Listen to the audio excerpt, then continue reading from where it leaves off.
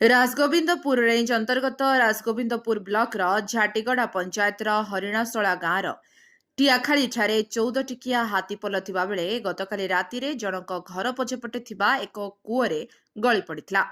तेबे एही हाथीपल मध्यरु गोटिए हाथी एक कूअरे पड़ी चित्कार करी रड़ी छाड़िबारु गाँवर पाख लोके आसी देखिबा बेलकु कूओ चारिपाखरे हाथीपल घेरी रहिछन्ति।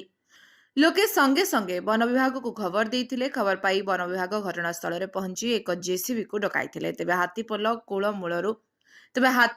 कूओ मूलरू जीवार ना धरु नथुवा बेले वन विभाग पक्षरु लाइट मारिबार बहुत समय परे हाथीपल दूर को जीवा परे जेसीबी साहाय्य कूओ पाखकु ताड़ी करी बाट करिबा परे 8 वर्षर हाथी कूओरु बाहरी जंगल मध्यकु जाइथिला, जहाँकि रेंजर घनश्याम सिंह सूचना दैछन्ति। मयूरभंजରୁ ବିଭୂତି ରାଉତଙ୍କ ରିପୋର୍ଟ, लिव लाइफ ओडिया।